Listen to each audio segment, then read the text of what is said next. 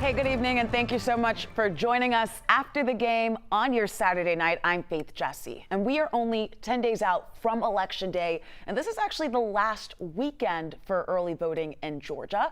11 Alive's Cody Alcorn joining us live outside of one of the busiest polling sites for early voting in the state.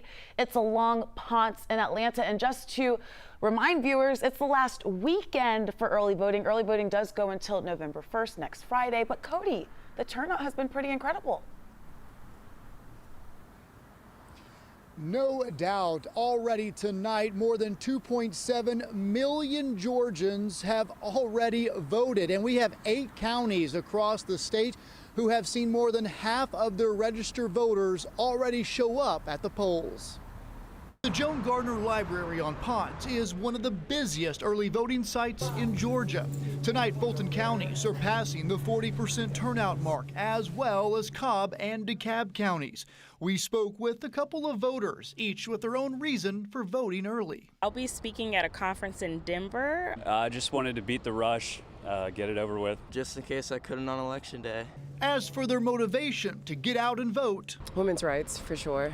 That's one reason we want to come out. The biggest thing is the courts and who appoints the next Supreme Court justices. It's one, I feel like I'm voting for history, and so that is a big piece for me. But secondly, there are some concerns I have about things like the economy, things like immigration, things like just how we treat people as humans, and so that motivated me to come out and vote. making sure their voices are heard. Do my civic duty, make sure I make a difference whatever I can, and it's easier to do it now than wait till November 5th. So. Knowing what's at stake. I mean, it's important. It impacts your day-to-day life.